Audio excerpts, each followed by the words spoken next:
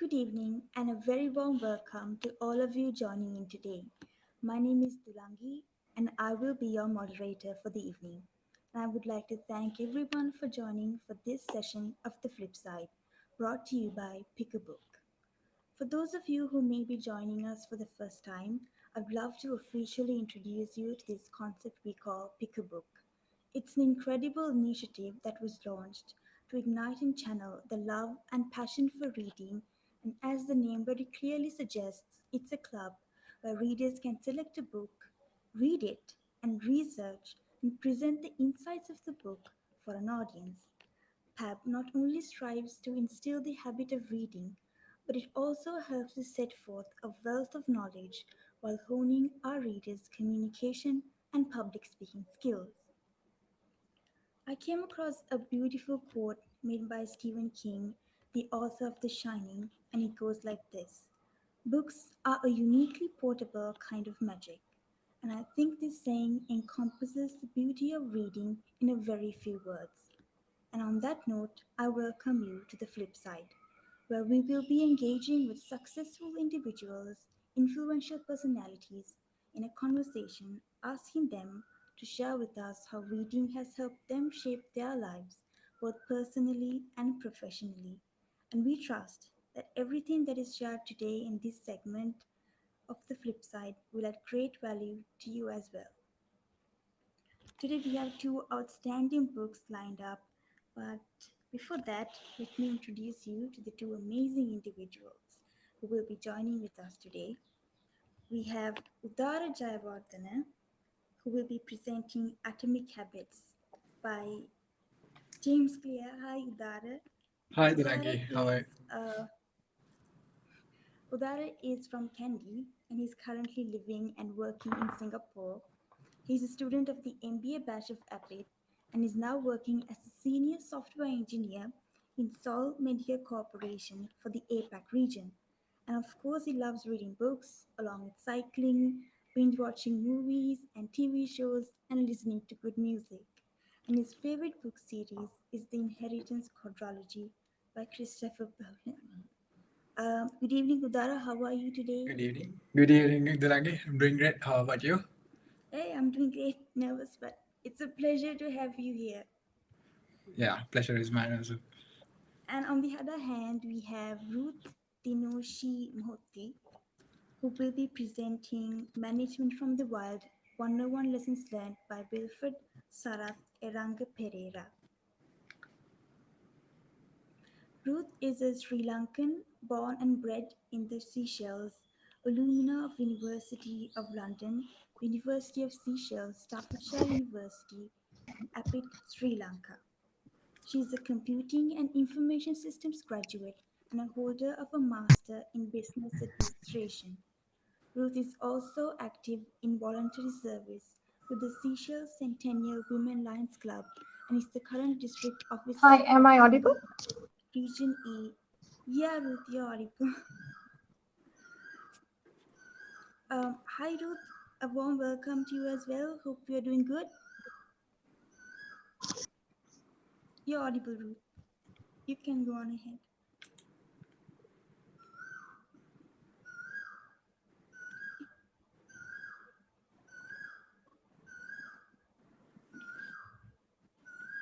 Well, I think she'll join back. I think I'm going to go ahead with the questions. Udara, Sure. um, can you tell us what this book is about and how you came across it? Usually I go book hunting on two specific websites. That is, one is Goodreads and the other one is Amazon, because those two are kind of like very reliable in terms of the ratings of the books.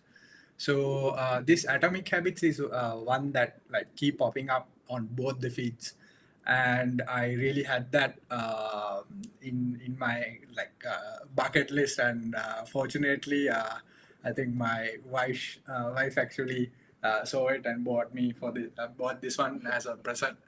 So the book is about how to um, make habits and also how to break habits.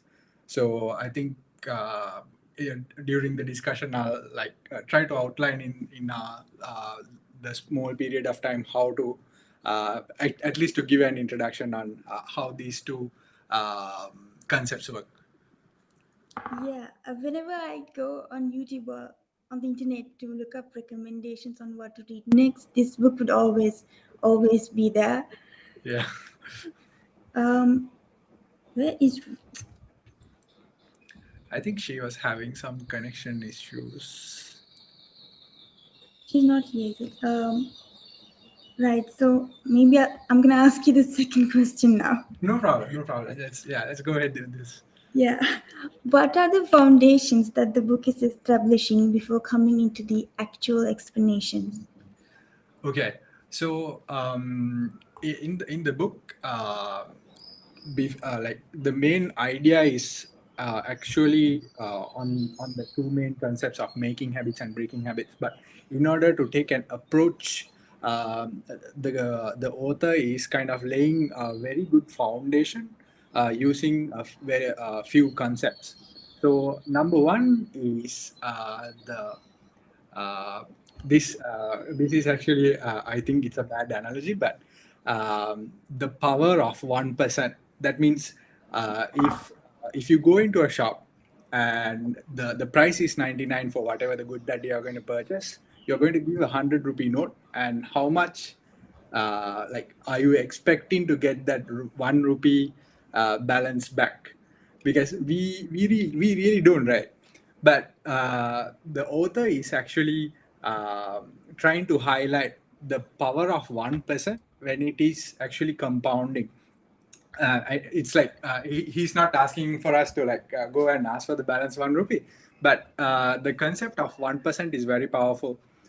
So that is number one. And if I like give you a kind of an example that the author actually describes in the book, it's the effect that 1% improvement had on the British cycling team. So up until 2003, the Great Britain cycling team did not have any wins for over 100 years. Oh, Ruth is back.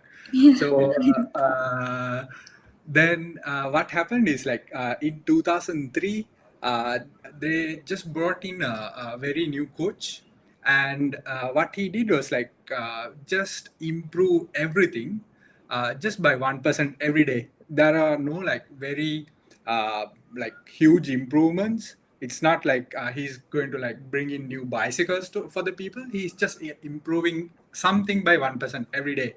So if I like go into details, it's like one day he tried to paint the lobby that they actually store the bicycles in white, because that way he can actually spot the dust on these like precision engineered bicycles. And the next day he tried to change the pillow of these athletes that they like actually sleep in. Next day the mattress. So all these 1%, even like I was wondering, okay, how is this going to help in order for them to like achieve a Olympic gold medal or something like that? But all these 1% improvements have been like compounding and building up for a very long time. And during the 2006 Olympic Games, British cycling team actually won 60% of all the gold medals available in the Olympic Games itself. So previously, even they were like dropped by the sponsors, because sponsors did not want to like sponsor a losing team, right? Because that goes down with their brand image as well. So after this 2006, all these winnings, they really came back to on track, and all the monetary, I mean the financial situation and everything improved, and this is just by 1%. And the next one is the analogy of goals versus the system, or else I would say the destination versus the journey, because a lot of people are like very like into the goal, but they never think about the journey, or the journey that you have to take in order to like reach a destination. And this is like the very reason why a lot of people actually try to join a gym, but they actually drop it in the at least after a month, this is because like we are so invested in seeing that beach body when we are like actually looking into the mirror, but that does not happen like over time. I mean, over a one day, it takes a long period of time. So in order to like get your body like conditioned and then like do all the sculpting things. So what James Clear actually specifically mentioned is like goals are good to like set the direction, but you have to enjoy the journey in order to like get there.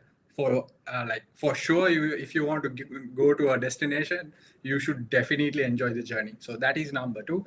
Number three is like this is the last kind of foundation that he actually puts in. That is any habit has a four stage cycle. So the four stage cycle is as like it's evident in any kind of habit. That means the first stage is called a cue. So you should have at least a trigger to see get an input in order to like form or a break to have break a habit. The next one is actually a craving, and craving in the sense like see like if I see a donut in a nearby shop, I already start like craving, right? So that is the craving. Response is what we do, and the reward is what we actually get in order to satisfy the craving that I explained in the second stage. So these are uh, the stages that you have in a habit, and these three are the foundations that actually the author sets up in order to come into the next section, which is making habits and breaking habits. Thank you, Dara, for that wonderful answer. Ruth, hi, can you hear me? Ruth? Yeah, I'm gonna type your first question down, okay, in the chat, because you're having issues with the microphone.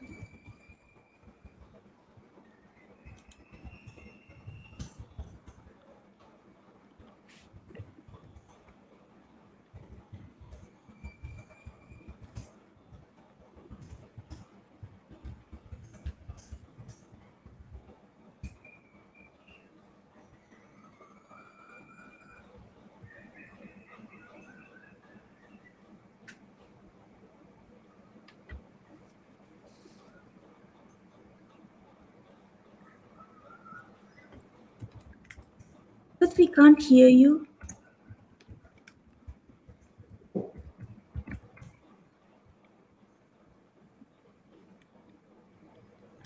We can't hear you, Ruth. It's okay. I think you're gonna have to join again.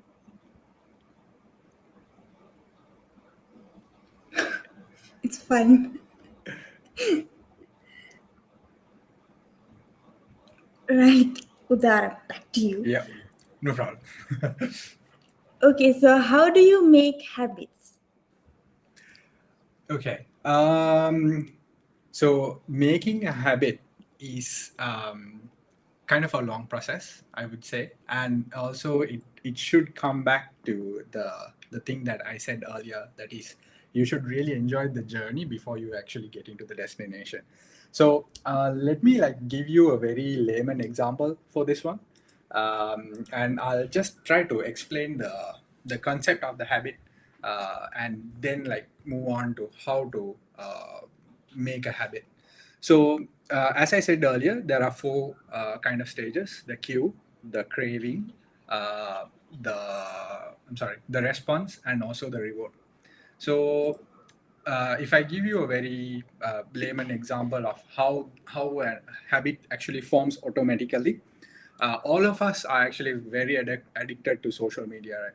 So whenever we find something say if you are doing some work and we get stuck, as a software engineer, we all always get stuck. And whenever there is a barrier or we get stuck with work or be it studies or anything like that, we try to automatically we just pick up the phone and browse social media. So this is a very common habit of like all of us. And if you like really analyze it with the four stages that I mentioned earlier, the cue is actually you are when you are actually hitting a stumbling block during work or study. So this is exerting some kind of a pressure on your mind. So the craving is to lessen the stress, to actually de-stress this situation. So the brain can actually pick two directions. One is to actually work out the problem and like get through it. The other one is be distracted. So the brain can actually take a break from this particular situation. So Q is that means you're stuck. Craving is to relieve the stress. So the response after a long while of like using social media is to pick up the phone. Okay, and the reward is actually satisfying yourself. After like browsing social media, you feel de-stressed. I'm not sure how applicable this de-stress using social media in this current scenario, but that's how it is actually working right now. Because even I felt this one very like very personally. That is, if anyway, if I get stuck with a be it work or a studies problem, sometimes even I don't know how the phone actually came onto my hand.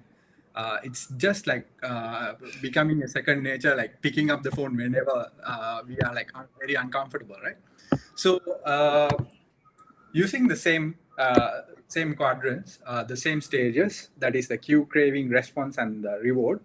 Author actually explains a very beautiful follows that we can actually apply to each of these stages in order to make a habit. So the follows are for the cue, it is make it obvious. For the craving, make it attractive.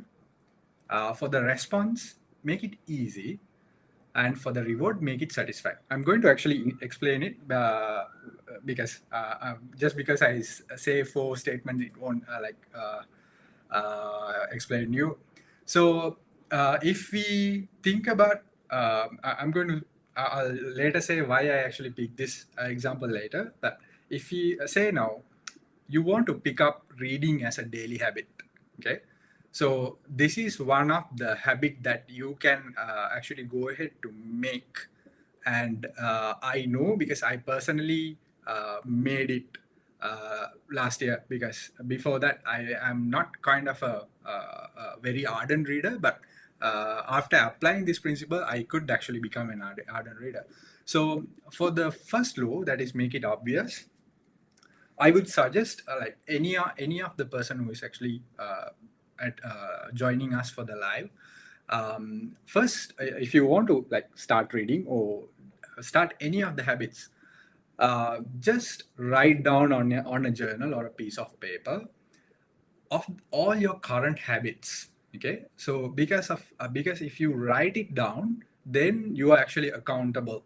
That means just for an example, say you are bored with this life and like I'm going on and you are very much bored. Okay, and then automatically you are actually picking up your phone. Okay, but what I'm going to say to you is just take a piece of paper right now and write it down, the time and what you did with the phone each time you're actually picking up the phone. Okay, by this habit, it will make it obvious to yourself that you are actually doing it. Okay, and it will be obvious to you what are the habits that you already have and what are the habits that you already like do like your second nature, so that it will be accountable for you. Okay, and next, after writing everything down, now you have a manifest of all your habits, and now we want to like implement reading as a habit, right? So just make a statement for yourself saying that I will read a page of a book at 9 p.m. in my bedroom or in while sitting on the living room. So you have an intention, you have a time, very specific time. What are you going to do and where? So in this statement, you tell yourself, okay, at 9 p.m. I'm going to read just one page. If one page looks like so huge of a target now, just read one sentence. At like this is the power of 1%. So never count out a sentence or a paragraph or a page, because uh, all these compounding will give you a very good result. So have this statement and always try to adhere to that. And also you can actually habit stack. So if we habit stacking in the sense uh, you can do your current habits as it is, but establish a routine that if you perform one thing, then you actually go and perform your desired habit. That means if I want to, okay, let's go back to the example of you being bored of this live stream, right? So, uh, strive to whenever you are actually picking up the mobile phone, you go and read one page. Yeah, one. Okay, not even one page. Just read one sentence. Yeah. So then you have a known habit, and then you are implementing some the habit that you want to do, and you are actually creating this correlation. If you do something, then you are going to do that also. Okay. This is I'm just rushing through this. If you are actually picking up the book, the author actually goes into very, very good detail. So the reader is very, how do I say, informed about these decisions and how these are happening and what is the psychological background for this research. And also one of the thing is make the book visible. And if you want to go for a gym, at least have your gym clothes and everything visible to you, so that there is always a cue or a trigger to actually trigger that particular habit. The second one is make it attractive.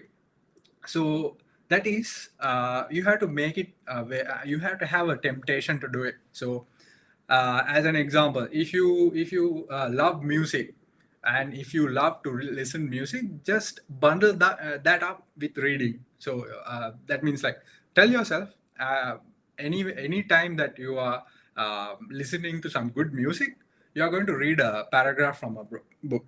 And sometimes you will see that, okay, paragraph is what just the intro to the song. So slowly you will actually build up. Then the one paragraph will become one page and eventually a book. So that is one. And also you can actually cheat your brain. That is, take some things that you already love: eating a donut, maybe eating a cookie, listening to some music, as I said earlier, or having some sugar at least. So don't go and eat much of sugar, but just have a motivation ritual. So if you say now, if you okay, uh, let's go back to the example. So you're bored now. You're going to pick up the phone. So you already have the cue, and then you have said to yourself, okay, if I'm going to pick up the phone, then I'm going to read a paragraph of a book, right? And then I'm going to tell you the reverse of this one. So if you actually go ahead and read a paragraph out of a page, then you go and satisfy whatever the craving that you like. So it's like eating a cookie after reading a page of book.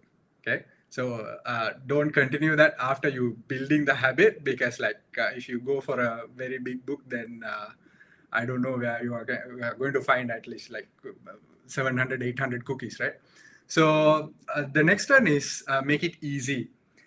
Um, like in the situation in Sri Lanka right now, there is a hardship for this one, because right now the imports have been already banned. But what I'm saying is join a library, join a mailing list from a well-known bookshop. So all these kind of activities will give you easy access to the books.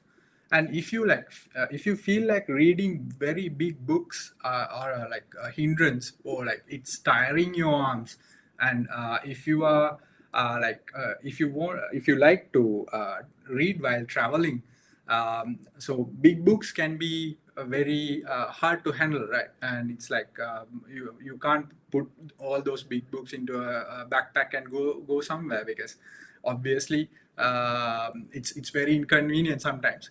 So in this kind of a scenario, just invest in some things like e-readers, especially a Kindle.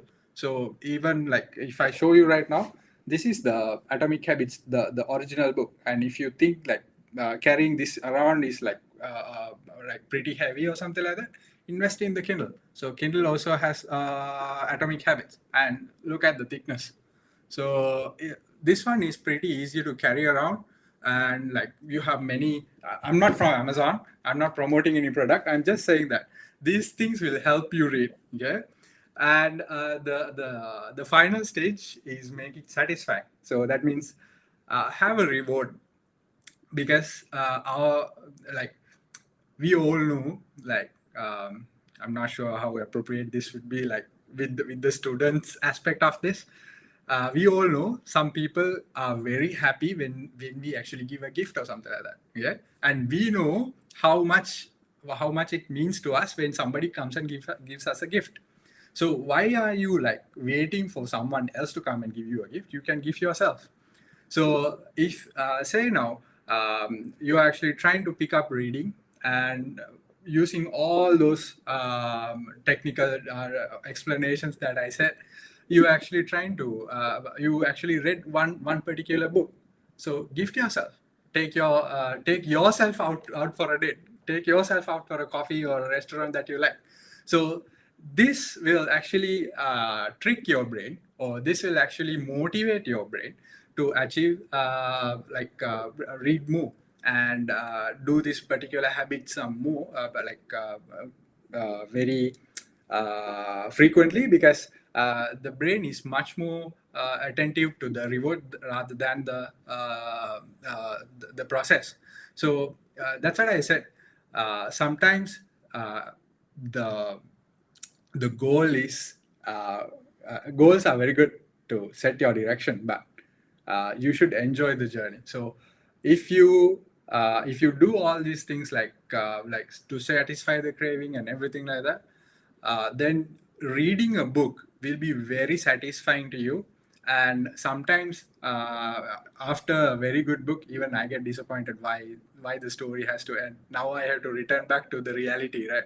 So this kind of thing happens. So um, I hope that I actually rushed through all the theory that is explained by the book, but I hope that this is at least somewhat clear. Yeah, you were very clear, Udar. That was great. That was a great explanation. It can be very hard to build a habit, and I think this book is the perfect remedy for that. It's the Definitely. perfect guide, I think.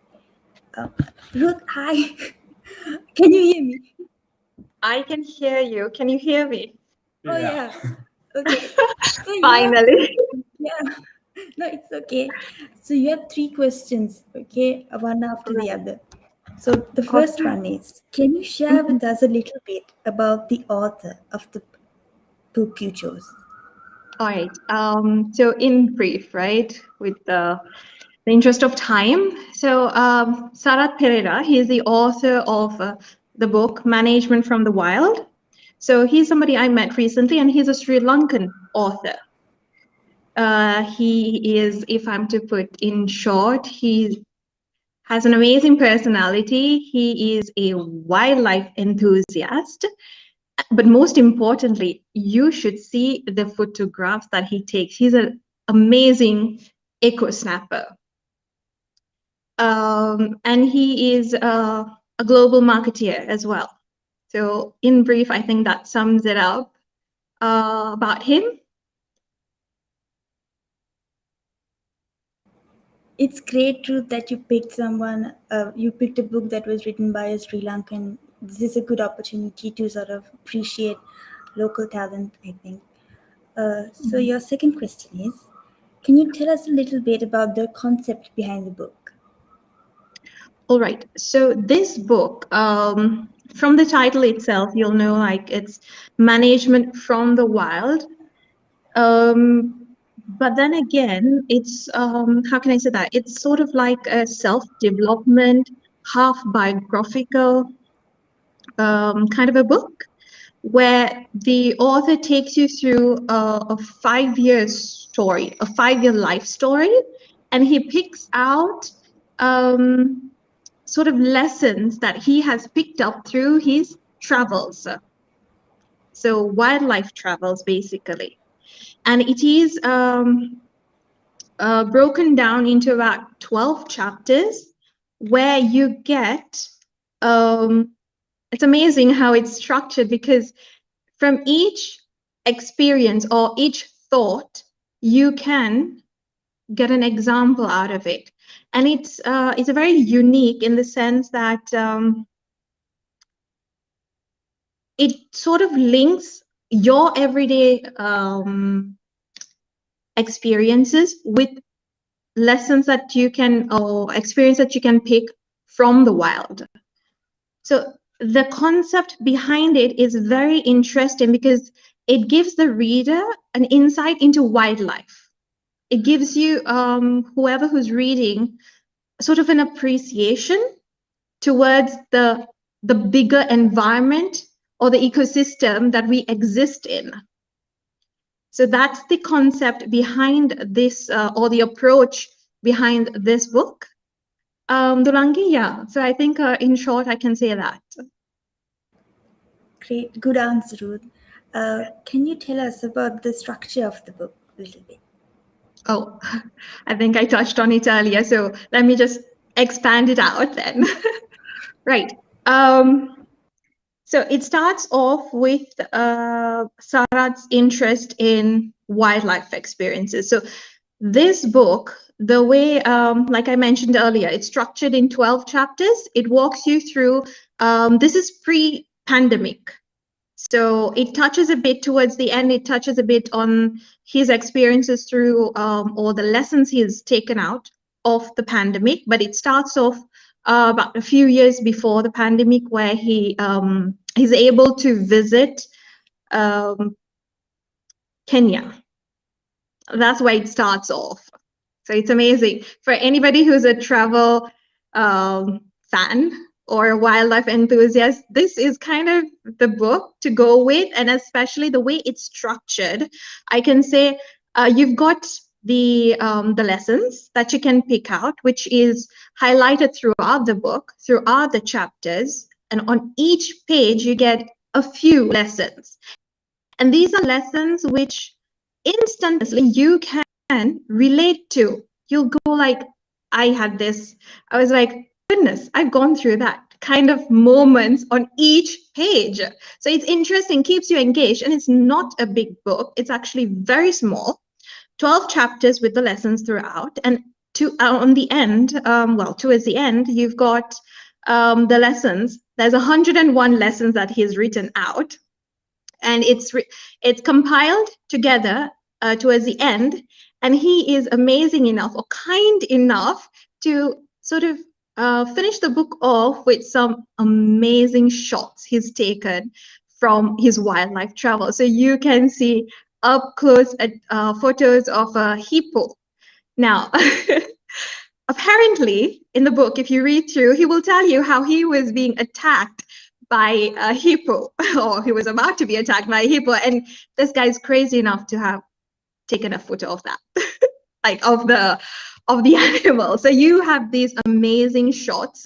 You've got amazing shots of tigers and just eagles. It's amazing. So the way it's structured, honestly, for anybody who is, let's say, a fiction fan and who finds reading self-development books or any academic book a bit daunting, this, I believe, would be a good start because it's only a few pages, just a few pages. Anybody can read it through maybe in a day or probably a week if you spread it out. And it's a bit fiction enough because you can have a good laugh when you hear stories like being attacked by hippos or having detours and almost risking your life just because you just love traveling. Apologies if you're hearing these background sounds. Uh, yeah, so It's that's fine. how it's structured. So for anybody who is interested, not interested, who finds it daunting to read such books, I think this is amazing the way it's structured. Wow, that book sounds very interesting. Like I want to go read it very badly. now. Seriously. So okay, I'm gonna go back to Udara. Uh, okay. How do you break habits? Okay, so what it takes to make a habit, you take the inverse of it, and then it will actually help you to break a habit. Because as I explained earlier, all the habits actually take those four stages: the cue, the craving, the response, and the reward, right? So uh, the author has actually structured four lessons or four laws, I would say, to make a habit, and then also he has structured four laws to break a habit. So previously, in order to make a habit, it was make it obvious. The In order to break a habit, you have to make it invisible. Okay, so uh, the in order to like make a habit, the second stage will be to make it attractive, but in order to break it, it will be make it unattractive. So if I like go along, it's the same thing repeated over and over again, but in inverse. So in the essence of time, I'll just take an example, okay, and go through with it. So uh, previously, I explained on how to pick up reading as a habit, and if I explain you how to break a social media habit, I think that will be a little timely. So what happens is like in order to like break the starting point of this process in order to break a habit is to distance yourself like as much as possible. But when I say this to anyone who is actually discussing about the breaking social media loop with me, directly they are just jumping into the conclusion that okay, I should deactivate everything, I should delete all my accounts and just like be done with it.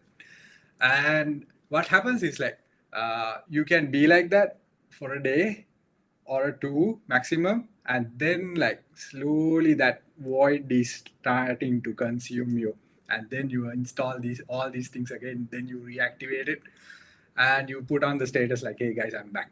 Okay, so the thing is you have to make it systematic, and then if you do it very slowly, then the results will be like lasting much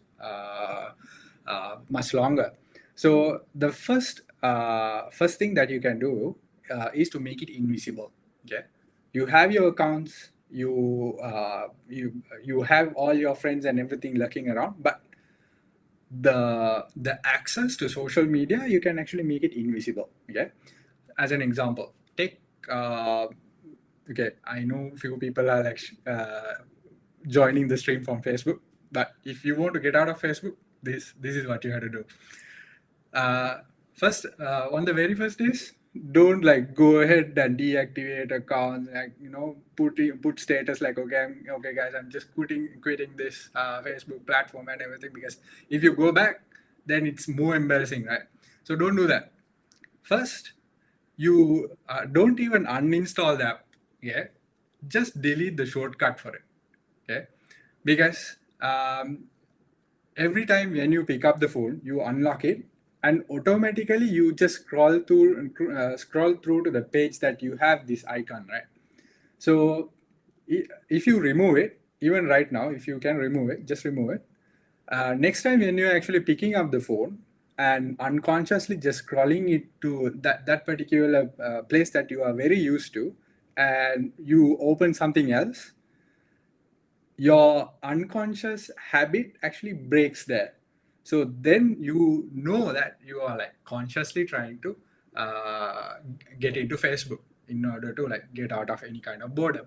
So this can be like a trigger saying that okay, you're trying to access Facebook, but your original thought was to actually lessen the time that you're actually spending in these kind of platforms, right? And there is another funny thing that you can do. We all have this particular friend, I assume. There is a friend in all our lists which post anything and everything happening in their life, right?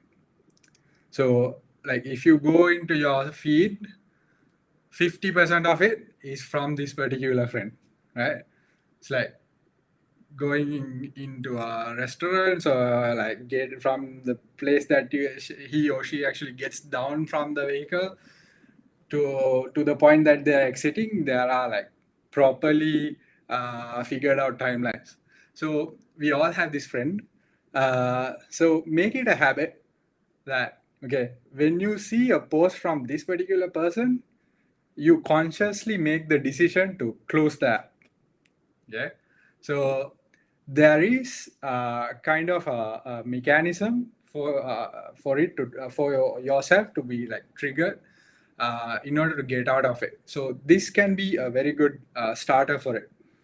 And if you want to like go into the next level, you can actually track the time that you actually spend in social media. All your phones, I'm very sure that you guys are actually using very modern phones, so they have the ability to track the time that the user actually spends in each of these platforms. So consciously look at those times, and if you are like missing out on parties, if you are missing out on studies just because you are busy, just see how much of time you're actually spending in these kind of platforms and how you can actually better use those kind of times. Okay, so that is actually making it invisible and unattractive. And if you really want to go into it, just learn what is the underlying thing happening in social media, especially Facebook. So it's not like the Candyland that you see in the on the surface. There is a lot going on in the like the background. So there are enough and more resources available everywhere. You can learn about those things. Okay, and the next thing is make it difficult. Okay, making it difficult is the phase that I actually explained you previously. Maybe remove the app completely from the phone and just make it a habit to log in from the browser. Maybe just forget all the passwords stored in the devices so that each time you want to access Facebook, you have to like manually go through everything and type the password yourself. And maybe like reset your password to an extremely complex set of characters and just forget it from the device, because then you have to consciously make an effort to like log in. And when it seems like it is not really worth it, you will be like pulled out, and you will be like you'll be putting some distance between you and the platform. And also you can use some app timers you can set Facebook for 15 minutes per day. So after 15 minutes your phone does not allow you to go into Facebook. Okay, so these kind of techniques are there. So pick one that is actually working for you, but don't jump into it like to achieve the final goal. But it's all about the journey. You have to like take very small steps. Even 1% improvement is very good. Just have some accountability in your life. If you want to break a habit, this is not just for like Facebook or anything like that. This is for all the habits. Like if we like consider a very serious issue that is going on in the society, it's smoking. So if you are trying to like quit smoking, you can actually adopt a behavior with these principles. So make it invisible, make it unattractive, make it difficult, and make it unsatisfying. So probably if you take the inverse of the cookie example that I gave you in the first thing, that is making the habit. So just say, okay, if I use Facebook today, I'm not going to have a cookie for today. So that may be like making it very unsatisfying for you. So just these are the rough how do I say, principles that is explained in the book when it comes to breaking habits. The examples you used are actually great. They're very timely, especially social media, new alcohol, uh, because it's a big problem like among teens and etc. Um, Ruth, what did you find unique or interesting about the book? Wow, there's quite a lot of things I found interesting with this book. Well, the first thing, let's say the first thing would be the fact that amongst the self-development books or sort of management kind of books, this would be the first one I've come across, which actually is like based on wildlife. It's management based on wildlife. And it's not just corporate kind of management. This management, even if it's termed management, I personally found it interesting because it's actually management which you can take at home, in your personal life, at office, amongst friends. So basically, management lessons anyone from any walk of life can relate to and can make use of. And it's interesting because you get this whole window opened up into wildlife. Like I was blown by the fact that there's all sorts of animals, like all the animals that you don't get to see normally is like pointed out in this book. And the second thing I found very interesting is I am personally a wildlife fan as well and an environment fan. So what I thought was unique about this book would be the fact that it gives anybody, it gives the reader an insight into the life of animals in the wild. So we call it the wild because we consider ourselves very civilized and like a civilized society. So for all we know, the animals in the wild could think that we are from the wild, kind of a thing, and they would think that they are completely civilized, simply because they would see humans coming around and looking at them, and in their minds, who knows, they might be thinking that who are these animals or who are these people who are looking at us and gawking at us, taking pictures. So it gives you an insight into a whole other world. And for people who are interested in traveling, or for those who love to travel but haven't traveled, it gives them a unique perspective on how to be kind towards the bigger environment, to be kind and generous, because we're all part of this ecosystem, right? So we're part of a bigger ecosystem. It's not just a human beings. We've got a chain. And this book actually, if you really read between the lines, you will realize that these animals also have a way of life, and we must respect them. So the more we can create awareness about the wildlife, this book actually promotes that, in fact. So it's uniquely set out because it's got these funny stops, rhino attacks, hippo attacks. I mean, aside from all that, it just gives you an insight, like, to the fact that these animals, though they're from the wild, they have families, they have relatives themselves. So when people do travel, there are so many instances where I'm sure anybody would have come across the fact that there's news reports or articles written on pollution, or people who are not abiding to conservation rules.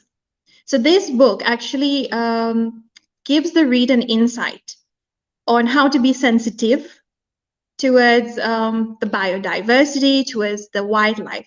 So this, I think, the way it, not that I think, I found it interesting enough because it gives you I mean, if you really sit with the book, I've read it only once, and I feel like I need to read it again because I know I've missed a lot from it. So I need to go back and read it because the first round that I read, it sort of gives you a picture of the cycle, right? So we've got travelers going into the wild, gawking at animals, taking photos. That's all cool. But then it also creates an awareness, right? Like I mentioned earlier, it creates the awareness. So the more individuals are aware of wildlife, of conservation, it also gives, how can I say that? The society we live in, it will make them more educated, I can say.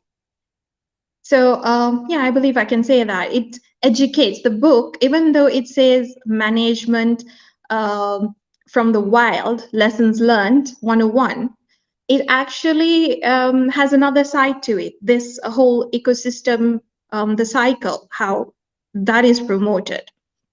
And the third thing that I would say is interesting about this book would be the fact that, one, it's funny.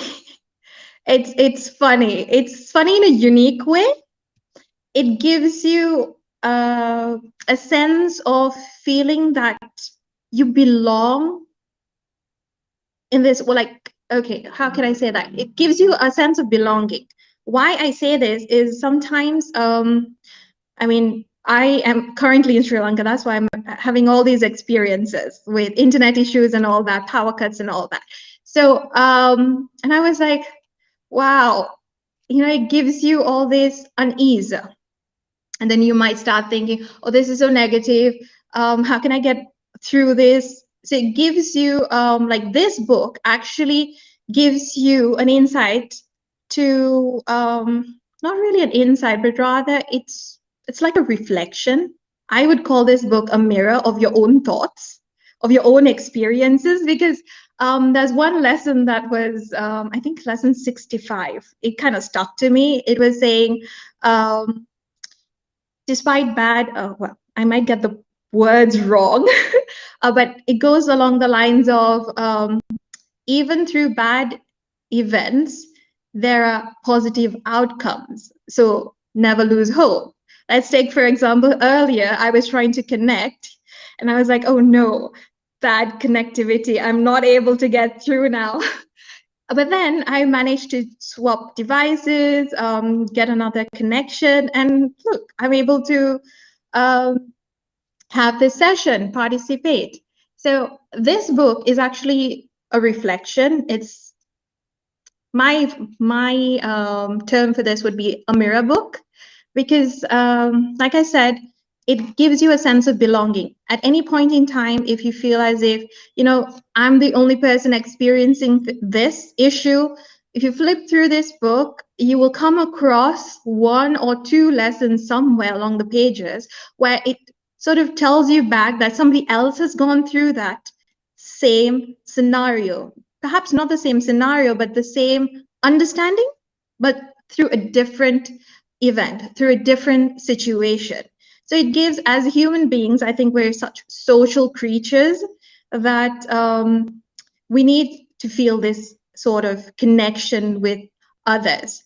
And this book sets it out really nicely. And for people who have a deep understanding of themselves and their surrounding, perhaps they would feel as if, oh, this is so boring. Like the book is so boring because it's just telling me exactly what I know. Because there are instances, or sometimes you may feel the same thing, like, okay, what's so interesting about this book? What's so new? I already knew this thing, which the author is stating out. But in fact, what I see it to be is, like I mentioned, a reflection, a mirror that is there for support. I'll call it that, support. So it is quite amazing to understand that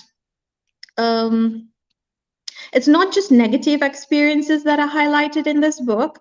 Mind you, there's positive, like out of an experience, or a situation, there are lessons which are very positive. And then through disappointing experiences, there are still positive lessons.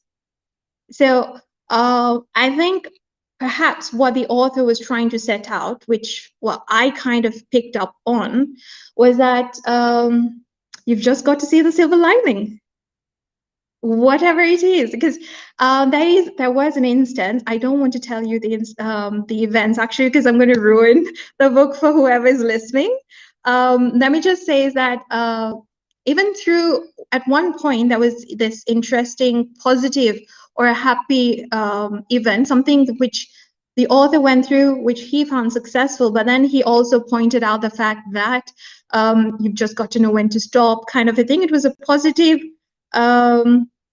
situation, but then he was like being very neutral, stating out that there has to be this balance that you need to lock in, right? Whether it's not to just overdo yourself or not to be overly happy, but strike the right balance and not to get too disappointed or not to get too happy. So yeah, that's interesting for me. Yeah, when you said that there's someone else going through the same thing you're going, I think that's very comforting as well because you're not alone.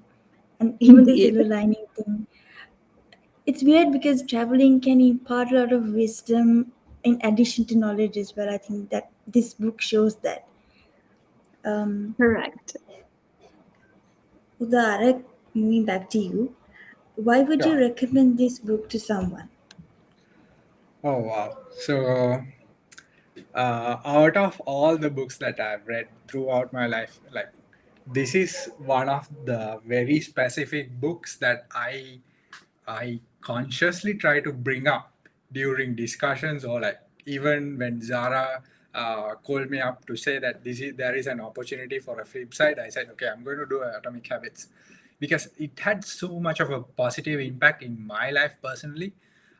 Even like I try to go and promote this book offline as well. Uh, Not that I know the author or anything like that. Even like when I shared the poster of today's session among my friends, some of my friends were like, "Dude, you are marketing this book even more than the author himself."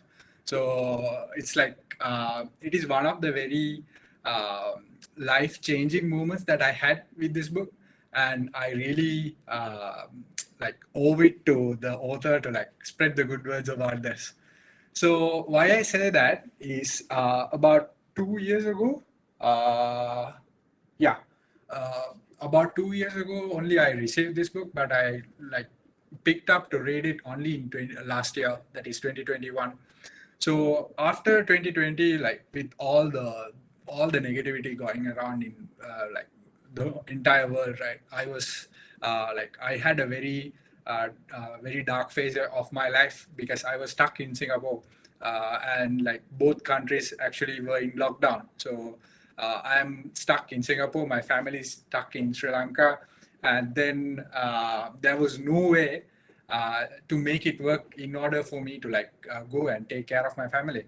So and vice versa also. So it was kind of a very challenging time, I would say. And after coming out of it, because of all the lockdowns and everything, we were working from home, we were studying from home and everything. I was like pretty addicted to social media, and trust me when I say, if a company actually sees my Facebook profile before actually they go and recruit me, they will never do it. So it was that kind of a addiction, I would say. And the person who actually posted each and every single minute, those days, that was me. And I'm sure if like somebody else was trying to get out of Facebook, and maybe they were using my account. So if like every time they see my face, they just close the application. So that might have happened because I was like very addicted to it.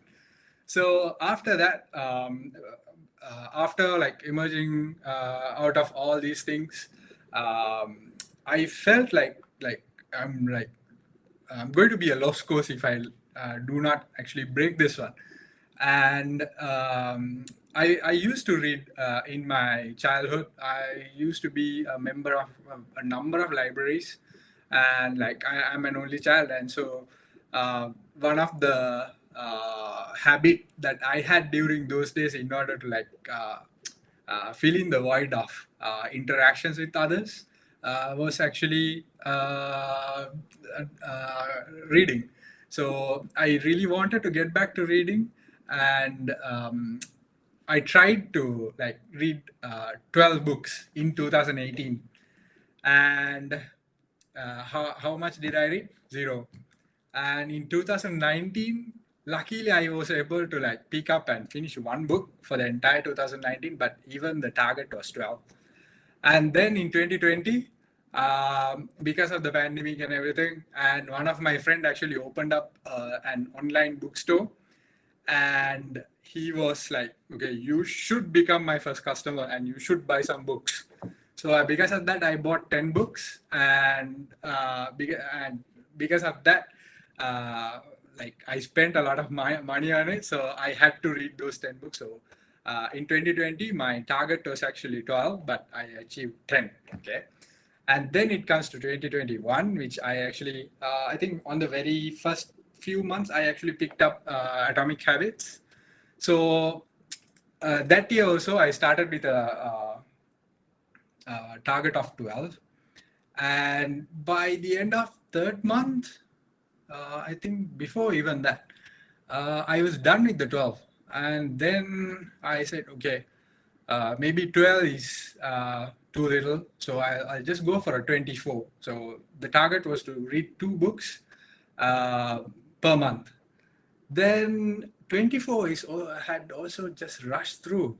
Like at the end of May or June, like I was reading 25 to 26 to 27. Then like I was like, okay, there has to be a challenge in this one, because otherwise this is going to be boring, right? And I'm going to just drop reading books because I have already achieved what I wanted to achieve. And in Reddit, there is a very interesting subreddit called R52. So R52 is dedicated to readers who are actually trying to read 52 books a year. So that is one book per week. And I saw a few like posts going on. Okay, these are the 52 books that I have read and everything like that. Then I found it really interesting. So I said, why not? So I have read about 30 books up until June. So why not just 22 more? And actually, what happened was like my target was increased to 52 at the end of June, and by end of November, I was already past it. And at to in order to like close down 2021, in order to like reward myself for this particular achievement, what I did was like I picked up the new book by my favorite author, that is Christopher Paolini. He came out with a very, very nice book in the science fiction and fantasy domain. It's called To Sleep in a Sea of Stars. It's a very big book, but it's a properly written, a properly researched book, which is like very, very beautiful. It is outlining an astronomer's journey throughout the space, how he fights with the aliens and everything. Sort of Star Wars kind of story. So that book is around, I think, about maybe 900 to 1,000 pages. So that one I picked up to like close off. So initially my target was 12, and I finished with 55 books under my belt in 2021 alone. And on the other side, in like getting out of social media, I went from about 3 to 4 hours a day to zero. So practically after last year, up until now, I am not using any social media, and like I'm out of Facebook, Instagram, and everything. I don't, and the good thing is like I don't feel the need to go back. So this is the thing that I actually got from the book, and this is why I tell that this is very life changing, because after like I got out of all the habits that is consuming my time, uh, I could spend more time in the activities which are very meaningful. Maybe like we are living overseas, so one of the very surreal experience is actually calling my family, my mom or dad, through like at an end of the day. So because I have so much time left, because I'm not so using social media, I can use that time to like get in touch with my friends, with my family, to read a good book, to go somewhere, to cycle somewhere. So all these things, like because I dropped one of these like very time consuming thing, a lot of positive things happen. My life kind of like improved a lot. Even my career, the interactions with people, my like the family life and everything really improved after reading this book. That's why I'm like recommending it to everyone. So if there is like if you guys are actually really thinking about picking up a book to read, and if you want to pick up reading, start with this one, because it will like teach you how to pick up reading as a habit while you are reading this book. So yeah, so this is what I wanted to share, and I'm really thankful for Zara, Dulangi, and Ruth for joining us for this session. And really, I'm going to pick what Ruth was actually telling me about, because I'm really a very wildlife nerd. I used to like spend about weeks of time in Yala every time I go back to Sri Lanka. So yeah, this is right up my alley. So thank you so much, Ruth, for that. And yeah, so that's about from my side. That's amazing, Udara. Your personal experience definitely proves that this book is very effective, I think. Um, um, why would you recommend this book to someone? What? Okay. Before I answer your question, I have to know that Udara is such a good friend. Simply because he picked up 10 books. Yeah, yeah. I had to like. It was a do or die situation. It's like, okay, you are going to buy 10 books from me, or your this friendship is gone. So yeah, I did not have any option to.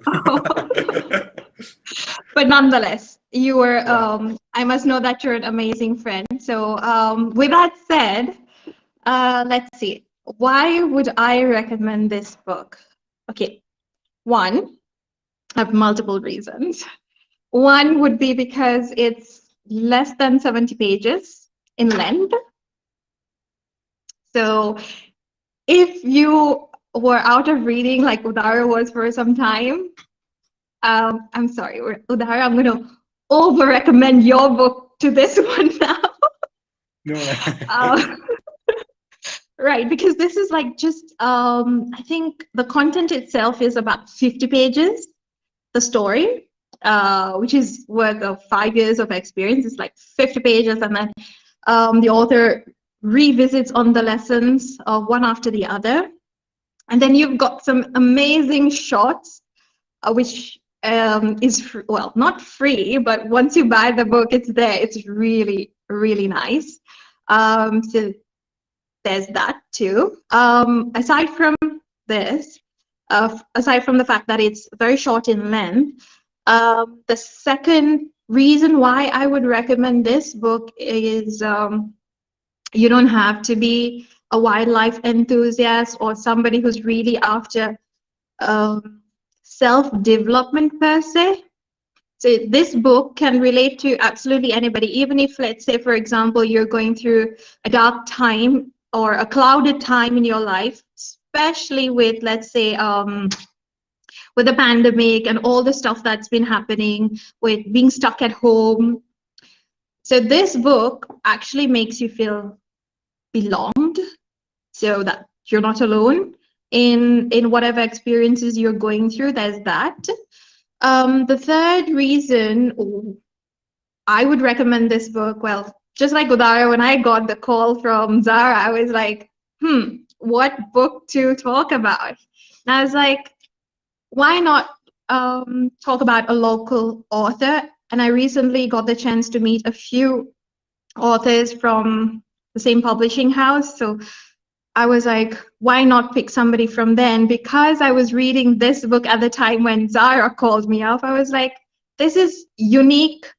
It's unique because somebody would think that it's non-fiction.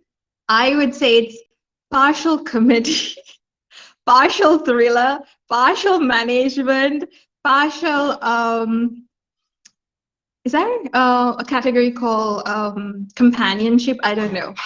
But it is of that sort. So I highly recommend, not because I know the author, not because of that, but because I found this book to be very interesting. And if you are somebody who, well, anybody in the audience who wants to get into reading, has no idea where to start off, wants to try out something new, is open to trying out something new, and you also are a person who wants to have illustrations or something, this book is kind of like your all-in-one. So that is probably why I think I chose this. When Zara called up, I was like, let me do a presentation on this one. Let me talk about this book. Actually, it's I think it's his first book. I'm not sure myself, but I think it's his first book. And it's, aside from all that, I think the key thing would be the fact that it humbles. I think what touched me mostly with this book, even though it's a non-fiction, I'm a person who gets touched by fiction books only. But this is a non-fiction book that I was touched because it actually humbles you. It extremely humbles you to the point where you feel like, because sometimes you may feel like you're there, the world is there, but nothing's happening towards you, like you're not benefiting and you're the one who's just giving everything out. Nobody's caring about you. But this book actually humbles you to the point where it's like, no, you could be going through life experiences. We all go through life experiences from the day we're born till, well, the day. So across this time period, various situations can get built up. And sometimes you may feel as if, you know, things are just happening one after the other and you don't have a way out. And what this book teaches, well, taught me, which I would like to recommend, is that it kind of humbled me to the fact that we can learn the same lesson again and again through different, really different life experiences, but the lessons are the same. So I think before I end, I think I would like to share the last lesson the author puts out, lesson 101, which he says that never stop learning, because life never stops teaching us something new every day. I think that's like the cherry on the cake kind of a lesson, because I mean, we all know that, but how often do we actually think about it? I know for a fact I don't always think that every day can teach me something new, but recently, since reading this book, I was like, huh, that's actually true. I was like, okay, this book has something to teach me, and I've learned something, because we're just we never become an expert at living. No matter how old we get or how many experiences we go through, we are still, shall I put it as an apprentice in life? We're still learning the trade, because we never get a manual to say, this is how to live life. So we have several books, and this book is like the punch or the nudge that tells you, hey, all the other self-development books is actually telling you this, so go around and go through self-development. So saying this, I would like to send out my thanks to everyone, Udara, Dulangi, and especially Zara, for calling me up and inviting me on this platform, in giving me a platform to present and sort of talk about a book written by one of our local authors.